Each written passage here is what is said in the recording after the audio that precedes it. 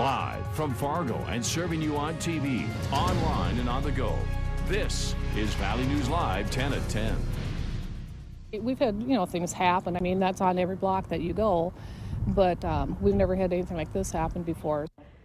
Officers plan to have extra patrols out tonight looking for a man believed to have threatened several people with a gun in South Fargo. Good evening and thanks for joining us tonight. Mike has the evening off. The neighborhood on 49th Street South near 17th Avenue was put into lockdown for about an hour earlier this afternoon.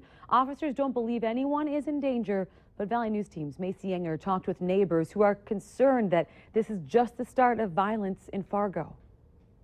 Yeah, it's very crazy. Marcia Burringrud turned down her street to find her path blocked by cops. Police officer really wasn't saying much other than he wouldn't let me in or anything. I explained that I lived down here, but he said I couldn't come through. Only a few doors down from where Burringrud lives, officers surrounded a home. They were told that a boyfriend who threatened his girlfriend and others with a shotgun could be inside. Definitely a scary situation, not knowing, do you dare walk, don't you walk, what's going to happen. Is he going to come out? Is he going to open fire? I mean, you don't know. After officers tried multiple times to get in contact with someone inside the home and talked with others involved, they came to the conclusion that no one was in the home at the time. We're going to complete the investigation as to exactly what those threats were. We're getting conflicting statements at this point from some of the individuals that were involved, and we still need to interview some of the individuals that were involved. Officers say they only have one side of the story and don't know if a gun was actually used.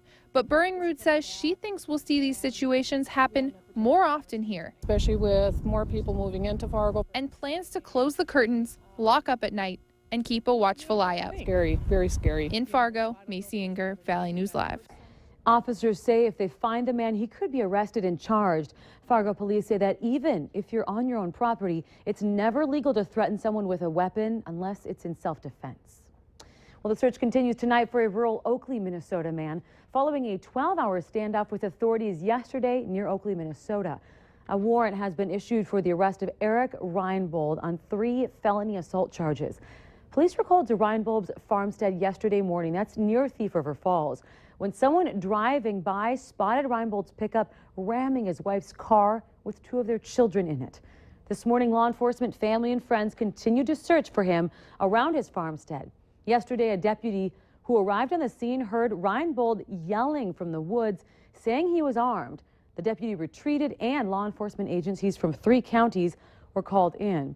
Now, authorities say Reinbold is believed to be on foot. If you see him, you're asked to call 911 right away. The prosecution still has not decided if they will retry the case of a suspended West Fargo teacher accused of having a sexual relationship with a student. That comes as the judge in the Aaron Knodel case turns down the prosecution's request to delay the trial. It's set for Tuesday, June 23rd. Knodel is facing 2 felony counts and is accused of having an inappropriate relationship with a student back in 2009. He was originally charged with 5 counts of solicitation of a minor, but he was found not guilty on 3 of those. In the meantime, co-workers, fellow teachers of Knodel are supporting him by raising money for his legal fees. Knodel's legal fees are about $250,000, and he's been suspended without pay since August of 2014. Now, we have links on where you can donate the Knodel family on valleynewslive.com. Well, legislation funding agriculture and environmental programs may be in danger tonight at a special session that was called to finish writing the Minnesota state budget.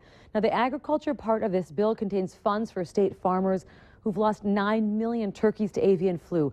The bill would provide loans to affected farmers and provide them with mental health assistance. And on the environmental side, state parks will stop taking camping reservations on Monday if that bill does not pass. All state programs funded in the bill would stop on July 1st if money is not provided by then. The city of Oxbow is moving forward with joining the FM Diversion Authority in a lawsuit against the Joint Powers Authority, which is mostly Richland and Wilkin County, to get construction on the Ring Dike moving again. The council voted to join the lawsuit after a judge's decision to stop construction of the Ring Levee until after an environmental impact study is completed this summer, a levee that would protect homes in the Oxbow area. Valley News Team's Krista Bain was at the meeting, and the residents at the council weighed in on the pros and cons involving the city. She joins us now with much more on that. Krista? Steph, going forward with joining the lawsuit means time and money is not on the city side. Despite that, Oxbow wants its voice heard. More than 40 Oxbow residents are at a standstill, either in the middle of construction of new homes or planning to build, because the ring levy forced them to move. A concern brought up in tonight's meeting was the cost to join a lawsuit. But the council pointed out the Diversion Authority is funding the case. The Diversion Authority appealed the judge's ruling, and that could take up to as long as 18 months. A frustration for some homeowners, but a reason to push forward with the lawsuit. Time is not on your side, and and that's another reason to get into this lawsuit and have your story before the judge, so he realizes that this isn't just, we haven't just stopped one contractor from building a levee. We've stopped a town or city from relocating its homeowners. The downside is that we would have to stop what we're currently doing. Without the Diversion Authority, we don't have the dollars to move forward anyway. And so I think it's inevitable that our voices be heard, that we move forward, that we join the suit. Now, we also spoke with a member of the Richland-Wilkin Joint Powers Authority, and he believes that even with Oxbow planning to join the lawsuit, the likelihood of the Minnesota DNR allowing the ring dike at any time is slim. Steph? All right, Krista, thank you. The Flood Diversion Authority has asked the judge for clarification on what exact construction is to be halted and which can continue in Oxbow. They're expecting that clarification within a couple of weeks.